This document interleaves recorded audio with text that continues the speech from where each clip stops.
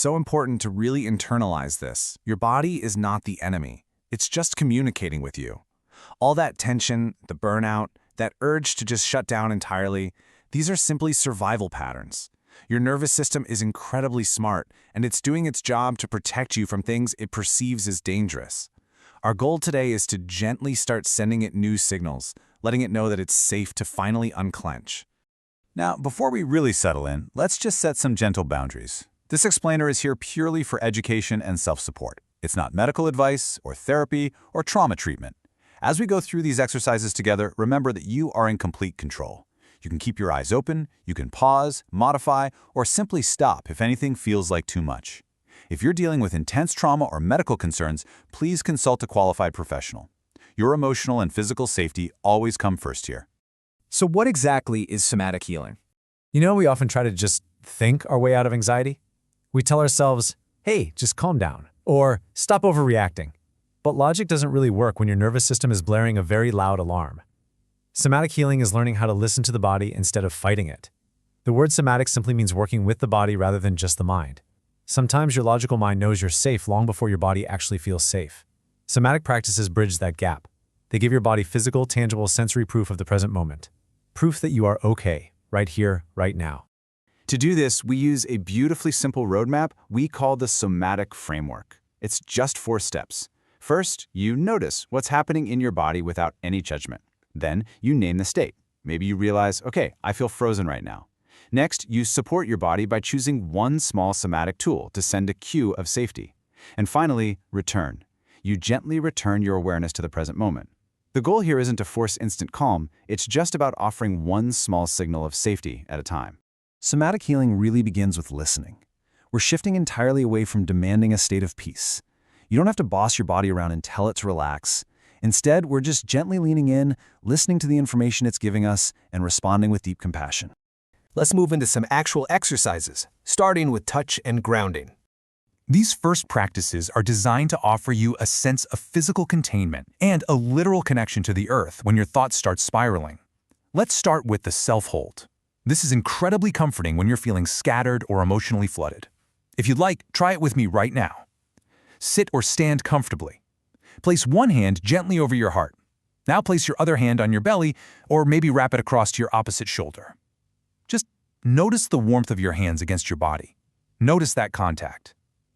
Take a soft breath and say silently to yourself, I am here. Resting like this for just 20 to 60 seconds provides a wonderful, grounding sense of physical containment. Remember, you absolutely do not have to force calm. That's the beautiful truth about the self-hold. You aren't trying to magically transform your anxiety into perfect zen. You're just sending your nervous system a very simple, physical message that says, I am here with you, I've got you. Okay, let's try another one. This is toe grounding, and it builds on that idea of physical support. It's a brilliant little tool to use right before a stressful moment, like right before you have to open a difficult email, or whenever you feel a bit floaty and disconnected. Place both feet flat on the floor, press your toes gently down. Notice your heels making contact with the ground underneath you. Really feel that solid support holding you up. Then, just name silently in your mind, floor, feet, here, now. Literally, just feel your feet. When your mind starts pulling you into a million different future worst-case scenarios, feeling your feet cuts right through that noise. It anchors your attention back into the actual physical reality of the room you're in. Moving on, let's look at a couple of exercises focused on awareness and sound. These tools are fantastic for gently checking in internally and supporting the vagus nerve, which is basically the communication superhighway between your brain and your body.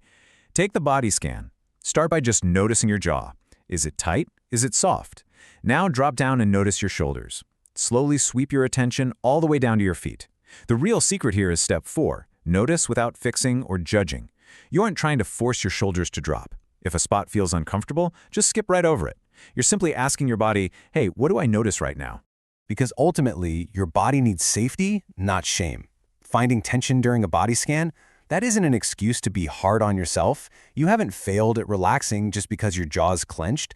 You're just gathering information, learning how to listen to yourself without treating every single sensation like a 5-alarm fire. Next up is humming. Now this might sound a little silly at first, but it is an incredibly powerful, gentle way to support your vagus nerve. Sit comfortably, take a natural breath in through your nose, and as you exhale, just hum softly. Feel that subtle vibration in your lips, your throat, or your chest. Repeat this 3 to 5 times. Doing this naturally lengthens your exhale, which signals to your autonomic nervous system that it's safe to power down those stress responses. We're just using sound as a soft signal of safety. Humming isn't about hitting the right notes or sounding pretty. It's about letting that gentle rhythm remind your body that it is allowed to soften. And as always, if it ever feels dizzying or overwhelming, just stop. You are completely in control.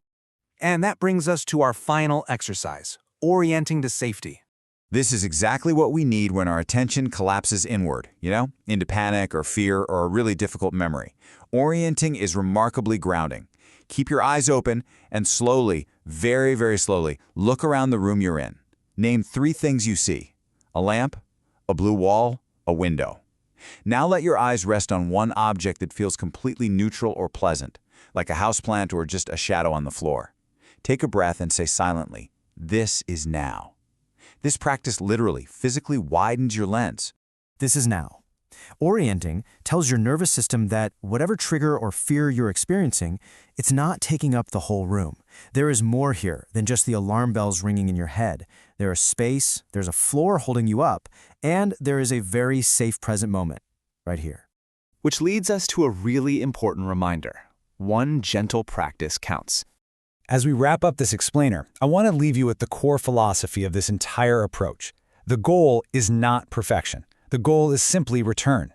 You absolutely do not need to master every single tool we covered today. You don't need some complicated hour-long wellness routine. You only need to find 1 or 2 tools that actually feel realistic for your life so you can gently return to the present moment. Truly, one gentle practice counts. Feeling safe in your skin isn't built by white-knuckling it or forcing it. It's built through tiny, repeated signals of safety over time. Just one self-hold or one mindful moment of feeling your feet on the floor, that is enough to start creating a profound shift. So, I'll leave you with this to consider. Which gentle practice will you choose today? Will you try the self-hold? Maybe some toe grounding? A quick, non-judgmental body scan? A few seconds of humming? Or maybe just orienting yourself to the room?